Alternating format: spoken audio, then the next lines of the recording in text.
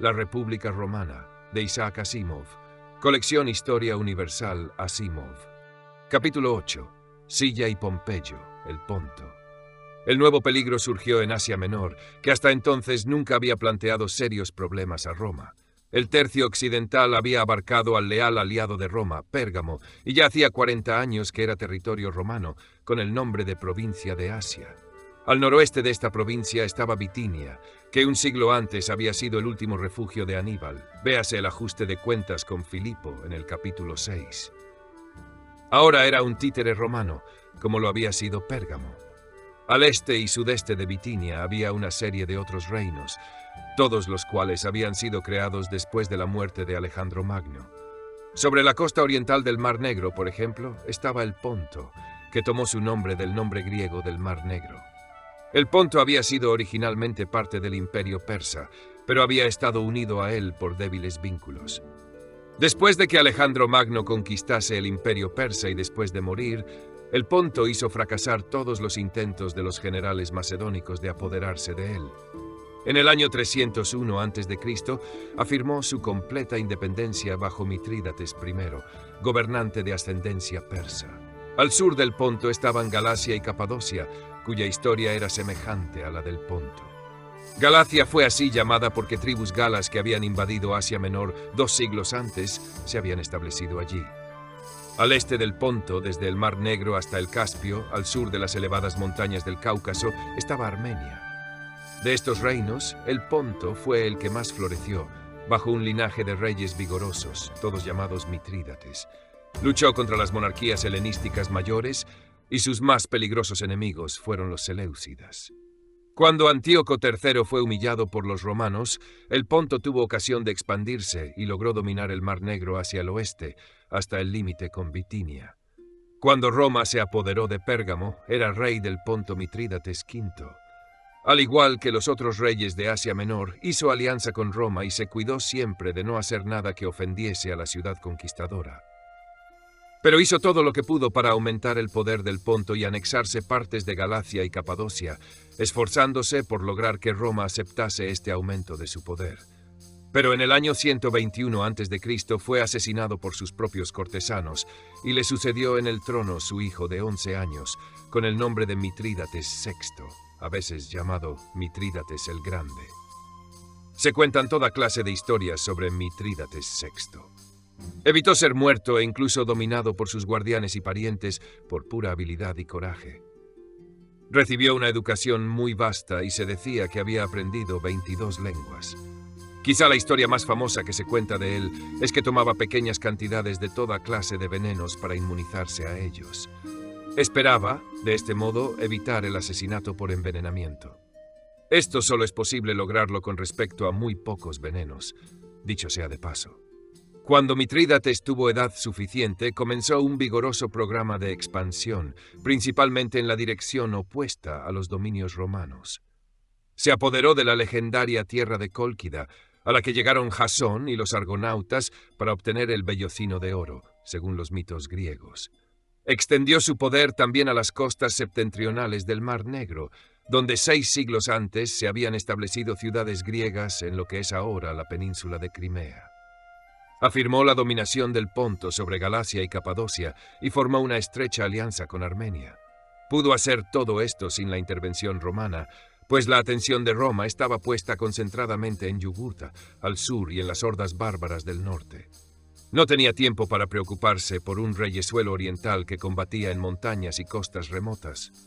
Mitrídates odiaba a Roma, la cual, durante su juventud, se había anexado un territorio que él consideraba suyo y dominaba a los reyes nativos de Asia Menor. Observaba cómo ese pueblo conquistador era humillado en África y era presa de pánico ante los bárbaros del norte.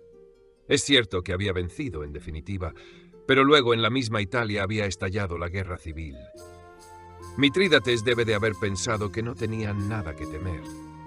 En el año 90 a.C. era, sin duda, la mayor potencia de Asia Menor, excepto los romanos, y avanzó hacia el oeste, apoderándose del reino de Bitinia. Pese a la guerra social, Roma reaccionó inmediatamente. Bitinia era su leal aliada y Roma debía prestarle ayuda. Ordenó firmemente a Mitrídates que se retirase de Bitinia, y el monarca del Ponto, sorprendido de la cólera romana, lo hizo. Pero luego Roma estimuló a Bitinia a invadir el Ponto como venganza, y Mitrídates se enfureció. Tomó las armas contra Roma, y así comenzó la primera guerra del Ponto, en el año 88 a.C. Mitrídates estaba bien preparado. Sus ejércitos, conducidos por experimentados generales griegos, se extendieron en Asia Menor como reguero de pólvora. No solo Mitrídates ocupó los reinos nativos, sino que hasta se apoderó de la misma provincia de Asia. Luego, como si hubiese querido quemar las naves detrás de sí, ordenó matar a todo comerciante italiano que se hallase en Asia Menor. Se ha dicho que 80.000 de ellos fueron asesinados en un solo día, pero esto es probablemente una grosera exageración. Mitrídates luego envió un ejército a Grecia. Los griegos, asombrados de que alguien pudiera resistir a los arrolladores romanos, se unieron a Mitrídates en número considerable. Todo el dominio romano sobre el este parecía a punto de desplomarse. Los romanos estaban pasmados ante esta súbita irrupción del que fue su mayor enemigo desde los días de Aníbal. Era importante que actuasen de manera inmediata, pero no podían hacerlo, aunque había 2 hombres calificados para recibir el honor de conducir los ejércitos romanos, pues cada uno de ellos tenía el apoyo de uno de los partidos poderosos de Roma, y ninguno quería ceder. Ambos habían estado en el este en años recientes, y ambos habían enfrentado a Mitrídates. El Senado sabía bien a cuál de los dos preferir, y rápidamente nombró a Sila para que condujese a un ejército contra Mitrídates. Mario no pudo tolerar esto y abordó al tribuno Publio Sulpicio Rufo, quien estaba de parte del Senado, pero se hallaba abrumado por las deudas. Se supone con buen fundamento que Mario le prometió pagar sus deudas con los beneficios de la guerra, y Sulpicio Rufo se pasó de inmediato al bando popular. Hizo aprobar una ley que daba mayor importancia a los votos de los nuevos ciudadanos italianos y llevó a cantidad de ellos a Roma. Así, fue elegido Mario para comandar un ejército contra Mitrídates. Esta actitud era muy natural de parte de los italianos. Mario había estado a favor de ellos antes de la guerra social y durante la guerra los había combatido con lenidad, mientras que Sila había sido el principal agente de su derrota. De este modo, había ahora 2 generales romanos designados para conducir ejércitos romanos contra Mitrídates, y ninguno de ellos podía entrar en acción mientras no se dirimiese la cuestión. Sila logró escapar de Roma y unirse al ejército que se le había asignado, el cual esperaba cerca de Nápoles, pero no partió para Grecia. No se atrevió a hacerlo mientras su enemigo, Mario, tuviese el control de Roma. En cambio, hizo algo sin precedentes. Marchó con su ejército hacia Roma. Por primera vez en la historia, un general romano al frente de un ejército romano marchó contra la misma ciudad de Roma. Hasta Coriolano, quien había marchado contra su ciudad natal 4 siglos antes, lo hizo al frente de un ejército enemigo. Así empezó la primera guerra civil entre generales romanos. Otras guerras civiles iban a sumir en la confusión a Roma en el medio siglo siguiente. Mario trató de defender Roma, pero su turbulenta población no pudo resistir contra el ejército de Sila, conducido por un general decidido y capaz. Mario y Sulpicio Rufo se vieron obligados a huir. Este último fue capturado a 30 kilómetros al sur de Roma y muerto, pero Mario logró abrirse paso hasta la costa italiana, escapando por poco de la muerte más de una vez, y luego se dirigió a África. Finalmente, halló refugio en una pequeña isla situada frente a la costa cartaginesa. La dominación de Sila.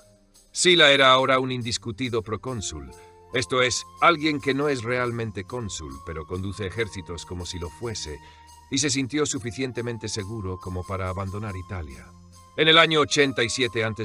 desembarcó en Grecia e inició una gran marcha hacia el este. Derrotó a los ejércitos griegos y en el año 86 a.C. puso sitio a Atenas. Hacía muchos años que Atenas ya no estaba en condiciones de librar grandes batallas contra enemigos fuertes. Durante 2 siglos no había sido más que una especie de ciudad universitaria, llena de escuelas de filosofía y sueños de su pasada grandeza.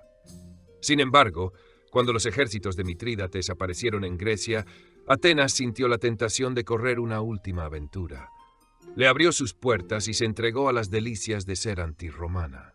Ahora Sila estaba ante sus puertas. ¿Y dónde estaban los ejércitos de Mitrídates? Algunos habían sido derrotados y otros estaban en retirada. Sila tomó la ciudad en el año 86 a.C. y la entregó al violento saqueo de sus soldados. Fue el golpe final para la antigua ciudad.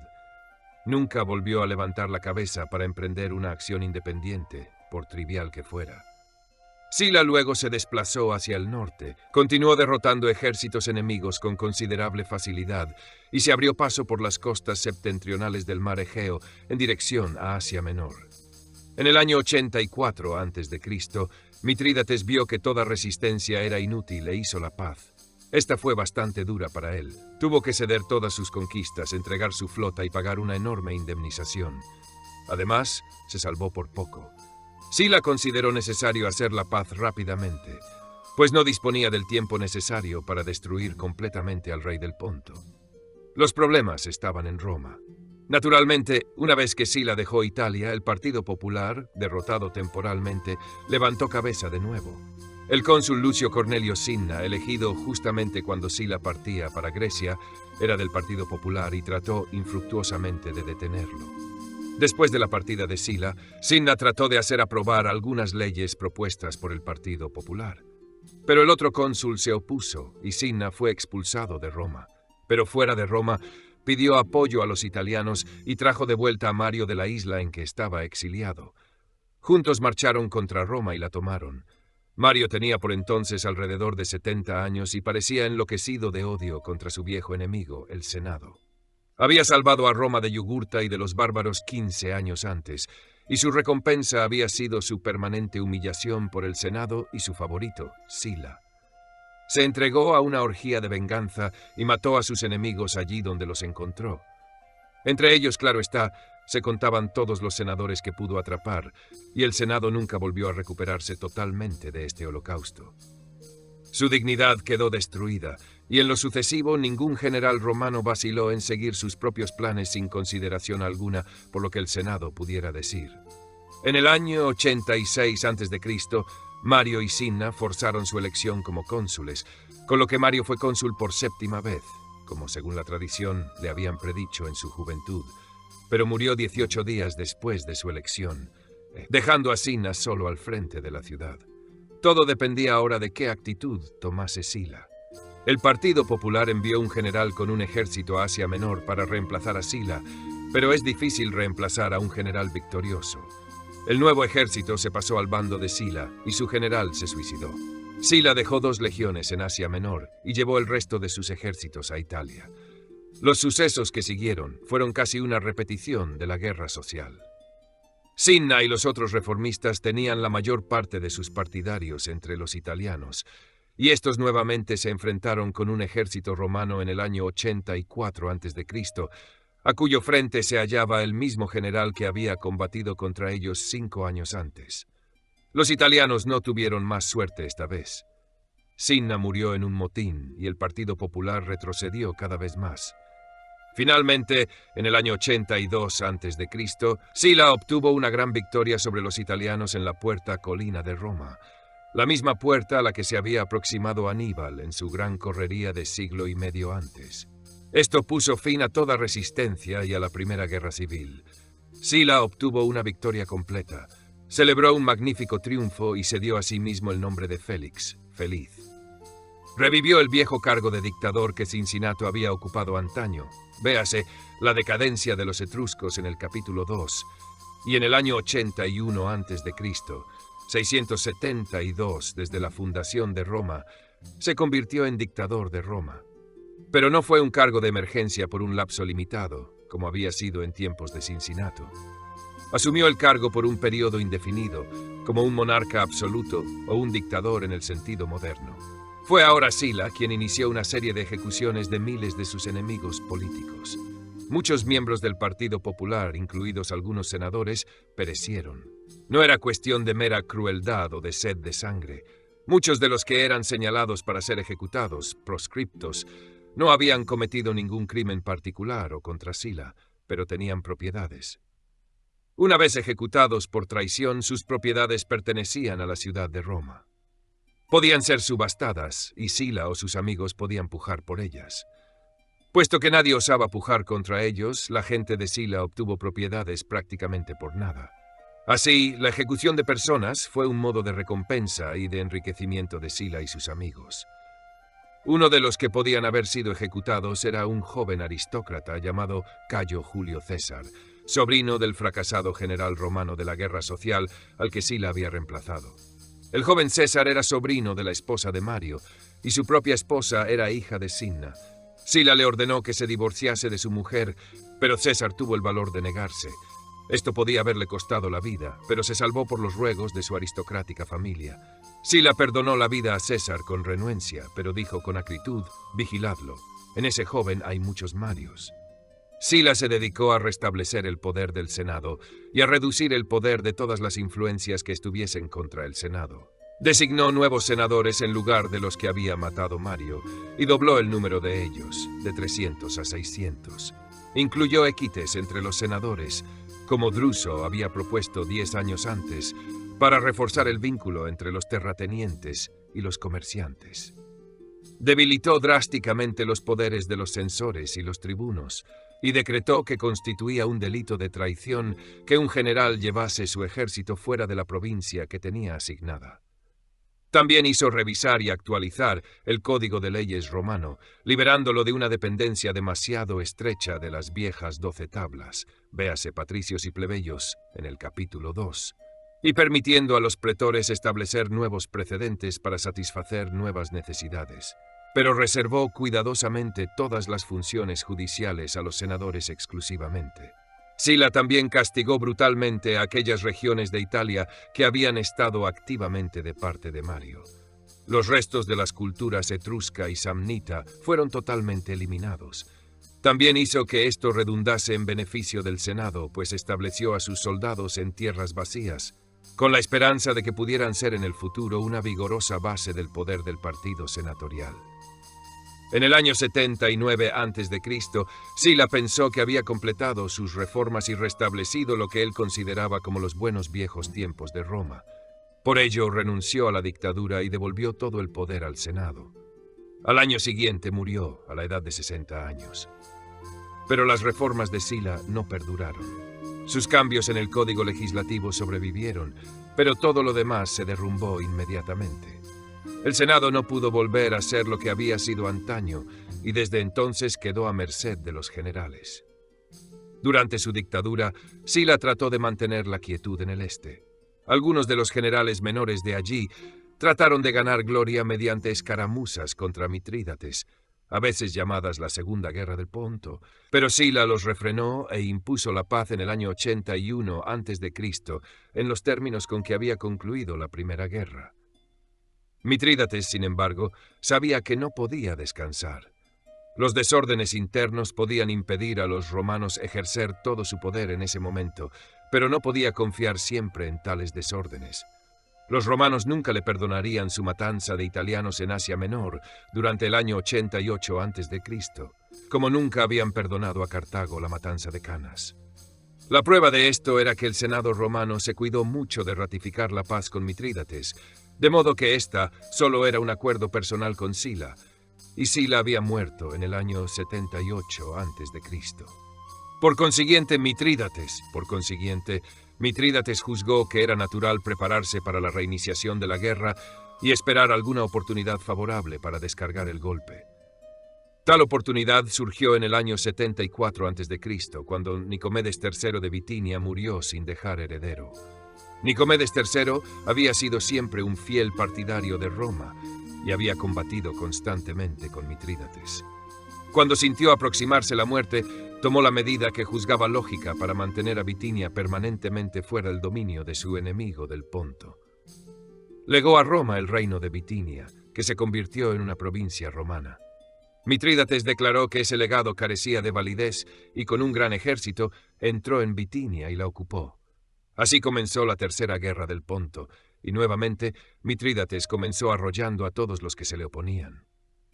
Cuando Sila abandonó Asia Menor, dejó el mando en manos de su ayudante de campo, Lucio Licinio Lúculo, sobrino de Metelo Numídico, quien había luchado contra Yugurta.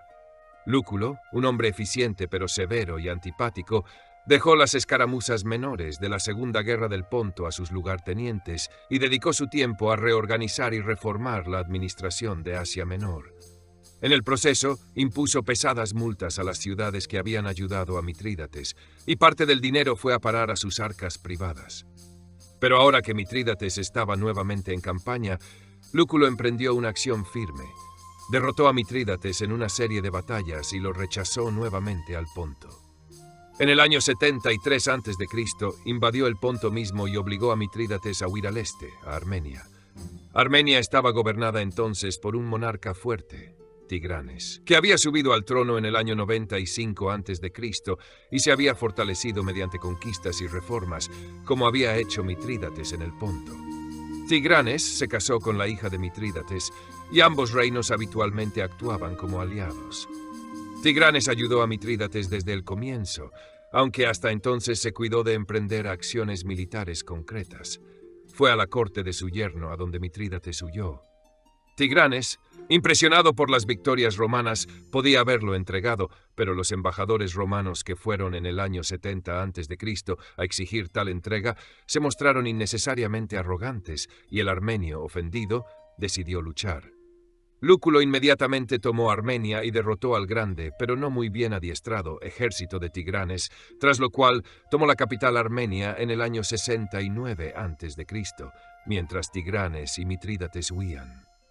Lúculo se lanzó en su persecución, pero el carácter duro y severo de Lúculo no lo hacía agradable a sus hombres, quienes se encontraron desplazándose cada vez más hacia el este a través de escarpadas montañas dirigidos por un general impopular, y se rebelaron. Como resultado de ello, Lúculo se vio obligado a retirarse al oeste, mientras Tigranes y Mitrídates lograban recuperar al menos partes de su territorio. Lúculo ya no pudo hacer nada con sus tropas rebeldes y en el año 66 a.C. fue llamado a Roma. Aquí era tan impopular como en Asia Menor, por lo que no trató de involucrarse en política. El Partido Popular trató de postergar su triunfo, pero finalmente lo obtuvo, con el sobrenombre de Póntico. Luego se retiró a una villa rural y usó el dinero que había arrancado a los infelices habitantes de Asia Menor para vivir en medio de un gran lujo. Lúculo adquirió particular renombre por las elaboradas cenas que daba y los costosos platos que preparaba. Se creía que había sido el primero en llevar a Roma una pequeña fruta roja de Ceraso, ciudad del Ponto. Los romanos dieron a la fruta el nombre de la ciudad, de donde proviene cerise en francés, cherry en inglés y cereza en español. Lúculo invitaba a muchas personas a su mesa. En una ocasión en que se había preparado una cena particularmente elaborada, sus sirvientes le preguntaron a quién estaba destinada la cena, pues no se habían enviado invitaciones. «Esta noche», exclamó Lúculo, «el invitado de Lúculo es Lúculo», y cenó a solas. Desde entonces, la frase «Lúculo cena con Lúculo» se ha usado como expresión de un lujo extremado y una fiesta a lo Lúculo es una comida de una suprema exquisitez. Sin duda, Lúculo también gozó de las cosas más refinadas de la vida. Protegió a poetas y artistas, gozó de su compañía, reunió una magnífica biblioteca y escribió en griego una historia de la guerra social, en la que había combatido bajo el mando de Sila. Nuevos hombres. Después de la muerte de Mario y de Sila, nuevos hombres comenzaron a surgir en Roma. El que tuvo más éxito de ellos, en un principio, fue Gnaeus Pompeius, comúnmente conocido en castellano como Pompeyo. Nació en 1106 a.C. y de joven luchó junto a su padre contra los aliados italianos en la guerra social. Aunque la familia era plebeya y aunque el padre de Pompeyo trató de mantener una cautelosa neutralidad en la lucha entre Mario y Sila, las simpatías del joven Pompeyo iban hacia los aristócratas senatoriales. Mientras Mario y Cinna tuvieron a Roma bajo su dominación, Pompeyo trató discretamente de pasar inadvertido y logró mantenerse vivo. Al oír que Sila volvía de Asia Menor, se apresuró a unirse a él, después de reunir un ejército por su cuenta. Combatió al lado de Sila y lo hizo tan bien que se ganó la gratitud del dictador. Sila lo envió a Sicilia a hacerse cargo de las fuerzas partidarias de Mario que había allí, y Pompeyo tuvo tanto éxito que al volver en 81 a.C., Sila le otorgó un triunfo, aunque no reunía los requisitos para ello. No era un funcionario gubernamental y carecía de la edad suficiente. Sila también le otorgó el nombre adicional de Magnus, el Grande, que era más bien exagerado. La carrera militar de Pompeyo siguió siendo afortunada aún después de la muerte de Sila. En 77 a.C. derrotó a un general romano, Marco Emilio Lépido, que se había rebelado contra la política de Sila. Lépido tuvo que huir a España, que era por entonces el centro de la facción partidaria de Mario. España se hallaba a la sazón bajo el mando del general Quinto Sertorio. Se había retirado al oeste cuando Sila se apoderó de Roma. Combatió en España y en el África del Noroeste. Más tarde, algunas tribus rebeldes españolas le pidieron que se pusiese a su frente para combatir al gobierno romano. Sertorio aceptó y estableció de hecho la independencia de España en 80 a.C.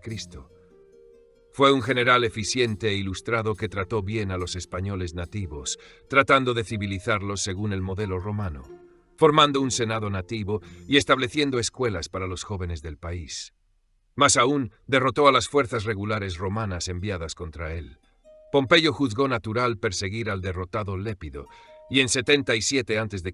persuadió al Senado a que lo enviase a España para dar cuenta de ambos rebeldes. En realidad no lo consiguió. Lépido murió poco después de llegar a España, pero Sertorio superaba en mucho al joven general. Pompeyo, derrotado y confundido, tuvo que pedir refuerzos a Roma. Esto era indicio suficiente de que Pompeyo no era un general de primer rango, pero siguió su buena suerte. En 72 a.C., Sertorio fue asesinado. Es indudable que el asesino fue pagado con dinero romano, y pronto se derrumbó el movimiento que había creado en España.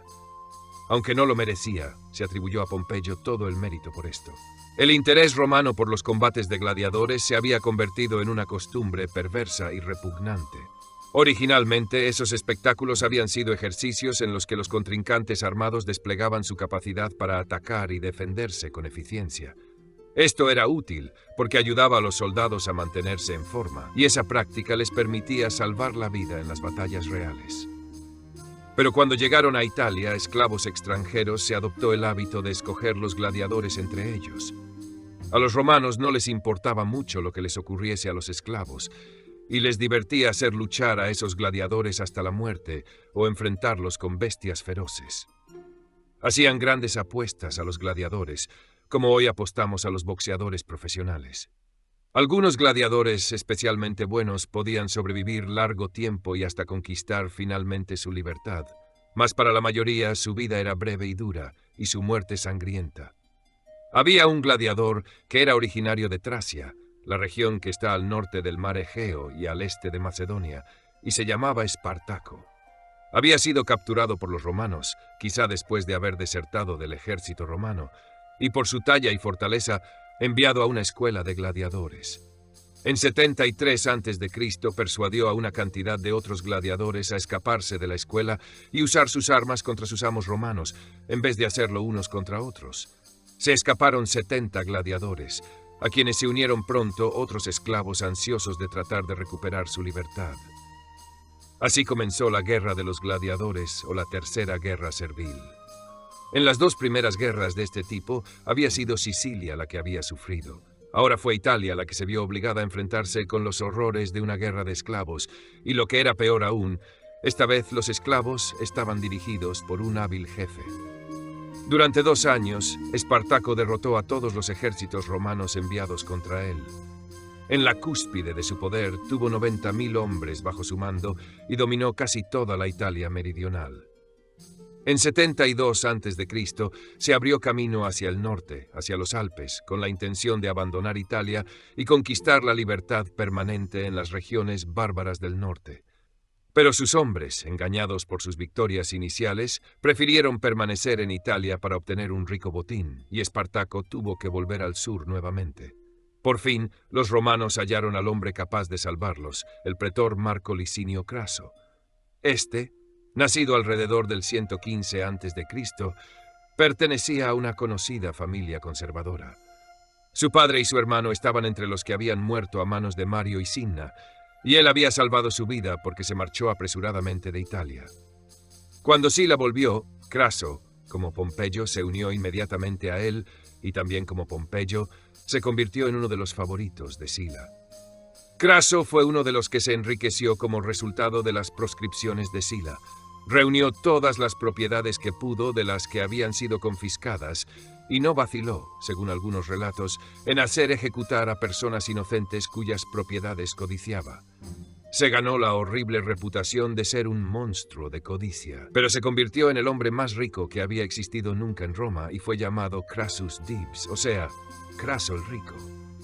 Se cuentan muchas historias sobre la inescrupulosa búsqueda de oro por Craso. Roma tenía muchas casas de apartamentos de madera destartalados, donde los pobres vivían en la mayor miseria. Pero la ciudad no tenía nada semejante a un moderno cuerpo de bomberos, de modo que, cuando se producía un incendio en los edificios de madera repletos de gente, grandes partes de la ciudad desaparecían en las llamas. Craso organizó un cuerpo de bomberos propio, que enviaba rápidamente a cualquier edificio que se hallase presa de las llamas y negociaba con el propietario. Después de comprar la propiedad casi por nada y solo entonces hacía extinguir el fuego. A menudo compraba también propiedades vecinas, ya que también se habrían incendiado si Craso no hacía nada para impedirlo. De esta manera llegó a poseer gran parte de los bienes raíces de Roma. Sin embargo, era un soldado bastante competente, y cuando fue enviado contra Espartaco, logró derrotarlo en 2 encuentros. En el segundo de ellos, que tuvo lugar en 71 a.C., Espartaco halló la muerte y su ejército fue prácticamente destrozado. Pompeyo retornó de España en ese momento y participó en las acciones. Él y Craso barrieron los restos dispersos de los rebeldes, y nuevamente Pompeyo obtuvo por ello más honores de los que merecía. Tan feroz y cruelmente fueron castigados los esclavos capturados que Roma nunca más volvería a pasar por otra insurrección de esclavos. Pompeyo se llevaba bien con Craso por entonces. La riqueza de Craso no bastaba para hacerlo socialmente aceptable ante la aristocracia senatorial y se vio obligado a volverse hacia el pueblo, ante el cual empezó a adoptar actitud de filántropo. Prestaba dinero sin interés, hizo una costumbre el hablar en defensa de individuos que eran llevados ante los tribunales y que no podían permitirse pagar un abogado, etc. En cuanto a Pompeyo, el Senado se volvió cada vez más receloso de él y de sus éxitos. Era demasiado joven y demasiado popular entre sus tropas para que el Senado se sintiese seguro de él. Pompeyo se percató de ello y empezó a ponerse contra el Senado.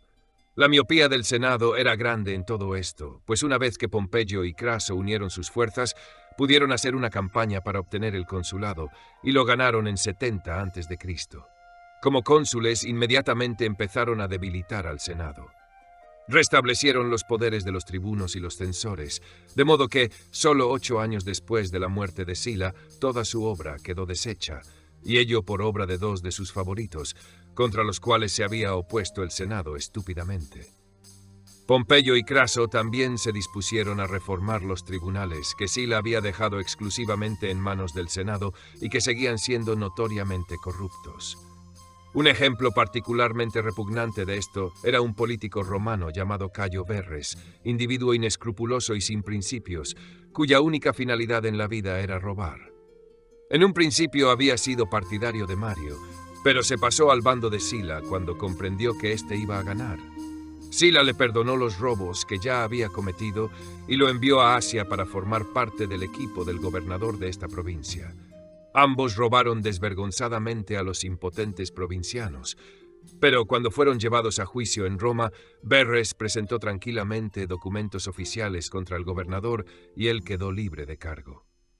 Más tarde, en 74 a.C., fue nombrado gobernador de Sicilia, donde procedió a enriquecerse aún más.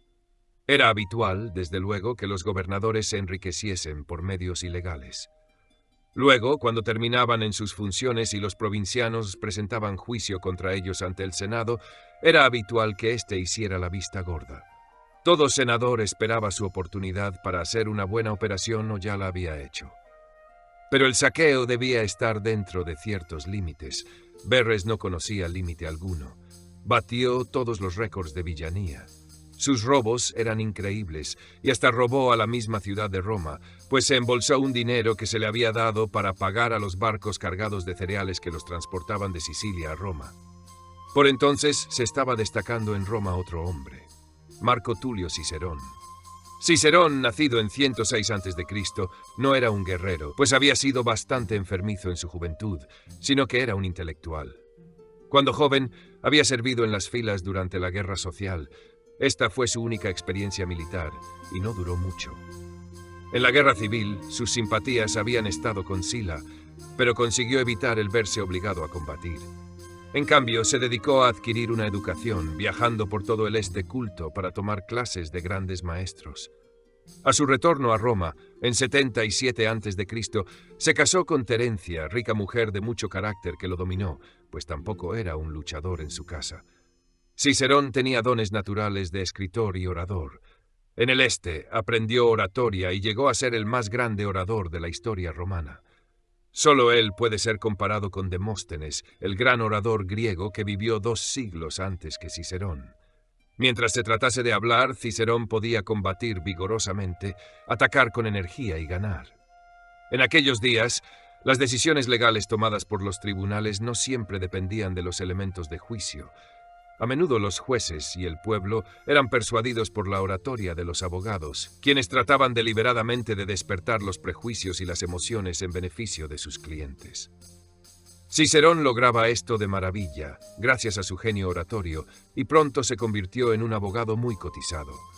Cicerón había prestado servicios en Sicilia en 75 a.C., y como era un hombre honesto, los sicilianos confiaban en él. Cuando Verres dejó su cargo en Sicilia en 70 a.C., fue naturalmente a Cicerón a quien apelaron los sicilianos. Le pidieron que los defendiese en un juicio contra Verres. Cicerón aceptó el caso alegremente, aunque Verres era apoyado por casi toda la aristocracia senatorial. Afortunadamente, el juez que tuvo a su cargo el caso era uno de los pocos senadores honestos. Durante meses, los senadores ensayaron toda clase de argucias para lograr la absolución de Verres. Buscaron un hábil abogado que lo defendiese, trataron de reemplazar a Cicerón por un acusador títere, retrasar el juicio para que otro juez entendiera en el caso, etc. Todo lo que consiguieron fue que el juicio adquiriera cada vez más publicidad, mientras Cicerón frustraba hábilmente todas sus maniobras. Finalmente, Cicerón empezó a presentar las pruebas contra Verres, y la culpabilidad del gran ladrón quedó tan abrumadoramente de manifiesto que no hubo discusión posible.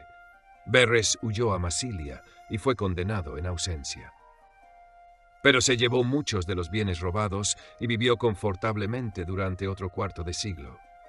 El caso de Verres contribuyó a reducir un poco el grado de deshonestidad en las provincias, pero su principal resultado fue el triunfo de Cicerón. También contribuyó a reducir el prestigio del Senado, por lo que Pompeyo y Craso no tuvieron dificultades para hacer aprobar su programa de reformas de los tribunales un año después del juicio. Pompeyo limpia el oriente. Pompeyo fue entonces un gran favorito del pueblo. Había obtenido victorias en Sicilia, Italia y España. Había roto con la aristocracia y había demostrado ser un triunfal campeón del pueblo y la reforma. ¿Qué otros problemas había para que él los resolviera? Ciertamente, el este se hallaba aún agitado por obra del incansable Mitrídates. Por el momento, Lúculo se hacía cargo de la situación y obtenía victorias en Ponto y Armenia. Véase la dominación de Sila en este mismo capítulo. Pero había otros problemas más cerca de Roma. Cuando Roma debilitó a la última ciudad comercial griega de importancia, Rodas, eliminó a una valiosa fuerza policial contra los piratas. Ahora todo el Mediterráneo estaba plagado de ellos. Mucho más que en los tiempos de la piratería ilírica de casi 2 siglos atrás. Véase Pirro en el capítulo 4. Era casi imposible que los barcos hiciesen la travesía desde un punto del ámbito romano hasta otro sin pagar tributo o ser destruidos. Los mismos cargamentos de cereales destinados a Roma eran interceptados, por lo que el precio de los alimentos en esta subían constantemente. Peor aún, los piratas de tanto en tanto hacían correrías por las ciudades, raptando hombres, mujeres y niños, y vendiéndolos a los tratantes de esclavos, quienes se cuidaban de hacer muchas preguntas. Las mismas costas de Italia no eran inmunes a su cruel actividad. Paradójicamente, los piratas eran a menudo esclavos escapados que se dedicaban a la piratería como único modo de permanecer en libertad. Las guerras de Roma contra los aliados, contra los esclavos y sus propias guerras intestinas le habían impedido emprender una acción firme contra los piratas. En 74 a.C. se había anexado la ciudad griega de Cirene, situada sobre la costa africana, al oeste de Egipto. Durante 2 siglos, Cirene había formado parte del Egipto tolemaico. Finalmente se había convertido en una guarida de piratas, pero su anexión por Roma puso fin a esa situación. Pero quedaban otros centros piratas. Uno de ellos estaba en la isla de Creta, al noroeste de Cirene, y otro estaba en Cilicia, en la costa sudoriental de Asia Menor. En 68 a.C., Quinto Cecilio Metelo Pío, hijo del Metelo numídico que había luchado con éxito contra Yugurta, se lanzó al mar contra los piratas. Había sido uno de los más triunfantes generales de Sila, y tampoco ahora le faltaron éxitos, pues conquistó Creta, y esta isla se convirtió en provincia romana en 67 a.C. Pero los piratas aún tenían Cilicia. Por ello, en 67 a.C., Pompeyo fue llamado a terminar esa tarea. Se le dio el mando sobre toda la costa mediterránea hasta una distancia de 80 kilómetros tierra adentro, por 3 años, y se le dieron órdenes de destruir a los piratas. Tan grande era la confianza de Roma en Pompeyo, que los precios de los alimentos cayeron apenas se hizo pública la noticia de su designación. Y Pompeyo no defraudó a Roma. Tomó medidas de máximo rigor. En poquísimo tiempo limpió de piratas el Mediterráneo occidental. Luego navegó hacia el este, derrotó a la flota pirata frente a Cilicia y logró la rendición con promesas de perdón y trato suave. Todo ello solo le llevó 3 meses. Si antes Pompeyo era popular, ahora se convirtió en el niño mimado de Roma. Era evidente que Lúculo, dado el amotinamiento de su ejército, ya no era muy útil contra Mitrídates, y Pompeyo fue nombrado en su reemplazo.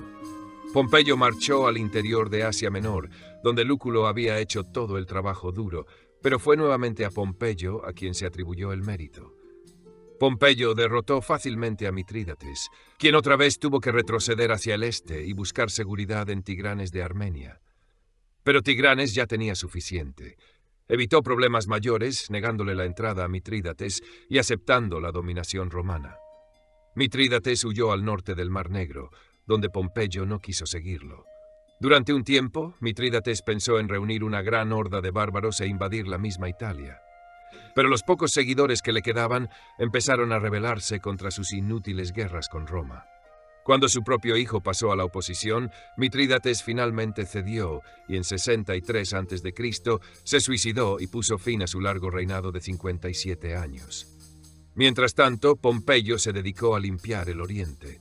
El Ponto fue convertido en provincia romana en 64 a.C. y Cilicia en otra ese mismo año. Ahora prácticamente toda la costa de Asia Menor era romana. En el interior había unas pocas regiones, como Capadocia y Galacia, que permanecían sujetas a la dominación nominal de gobernantes nativos. Pero estaban firmemente bajo el puño romano y 30 o 40 años más tarde también se convirtieron en provincias. Resueltos los problemas en Asia Menor, Pompeyo se dirigió al sur y marchó a lo largo de la costa oriental del Mediterráneo. Allí encontró al último resto del imperio Seleucida, que bajo Antíoco III, siglo y cuarto antes, había osado desafiar a Roma. Ahora estaba reducido a un pequeño reino que solo poseía la región de Siria que rodeaba a su capital, Antioquía. Durante un siglo, la historia seleucida había consistido casi enteramente en luchas entre diversos aspirantes a un trono cada vez más inútil. El poseedor del trono en ese momento era Antíoco de Ces, puesto allí 4 años antes por Lúculo. Pompeyo decidió dar término a esa inútil confusión, derrocó a Antíoco y anexó el territorio a Roma con el nombre de provincia de Siria. Al sur de Siria estaba la tierra de Judea. Un siglo antes, Judea se había rebelado contra el imperio seleucida y había conquistado su independencia bajo un linaje de gobernantes conocidos como los macabeos. Judea prosperó bajo ellos al principio, pero luego su historia también fue solo una larga serie de querellas entre diferentes miembros de la familia gobernante. Cuando llegó Pompeyo, 2 hermanos de la familia macabea estaban librando una guerra civil. Uno de ellos era Hircano y el otro Aristóbulo, ambos judíos pese a sus nombres griegos. Cada hermano trató de ganar para sí el apoyo del poderoso romano. Pompeyo exigió la rendición de todas las fortalezas de Judea. Esta exigencia fue rechazada y Jerusalén se negó a permitirle entrar en ella. Pompeyo la asedió durante 3 meses y luego los tercos judíos cedieron con renuencia. Pompeyo tomó la ciudad y, por curiosidad, entró en el Sancta Sanctorum del templo, el recinto más sagrado del templo, en el que solo podía entrar el sumo sacerdote, y aun él solo en el día de la expiación. Sin duda, muchos judíos esperaban que Pompeyo muriese en el lugar como resultado de la cólera divina, pero salió de allí totalmente indemne. Sin embargo, es interesante el hecho de que a partir de entonces, desde el momento de su violación del templo, terminaron los éxitos de Pompeyo. El resto de su vida fue un largo y frustrante fracaso. En 63 a.C., Pompeyo puso fin al linaje de los macabeos como reyes, pero permitió a Hircano conservar el cargo de sumo sacerdote. Como poder real en Judea bajo supervisión romana, Pompeyo puso a Antípatro, que no era judío de nacimiento, sino idumeo, esto es, oriundo de la región situada al sur de Judea. Antípatro fue un leal aliado de Roma, y desde ese momento, Judea permaneció firmemente bajo la dominación romana. Pompeyo estaba entonces en la cima del mundo. En 61 a.C., a la edad de 45 años, retornó a Italia y recibió el más magnífico triunfo que Roma había visto hasta esa época. El Senado tenía terror de que Pompeyo usase su ejército para imponerse como dictador en Roma, a la manera de Sila, pero Pompeyo no tenía el temperamento de Sila. En cambio, disolvió su ejército y pasó en Roma a ser un ciudadano más. Indudablemente, Pompeyo supuso que ahora dominaría el mundo por la mera magia de su nombre, sin necesitar el apoyo de un solo soldado. Si fue así, estaba equivocado. Escipión el africano no pudo dominar a Roma por la magia de su victoria sobre Aníbal, ni Mario por la magia de su victoria sobre cimbrios y teutones. Tampoco iba a lograrlo Pompeyo. Para dominar Roma hacía falta gran astucia, una cabeza fría, una gran capacidad para idear ardides y un ejército. Pompeyo no tenía ninguna de estas cosas.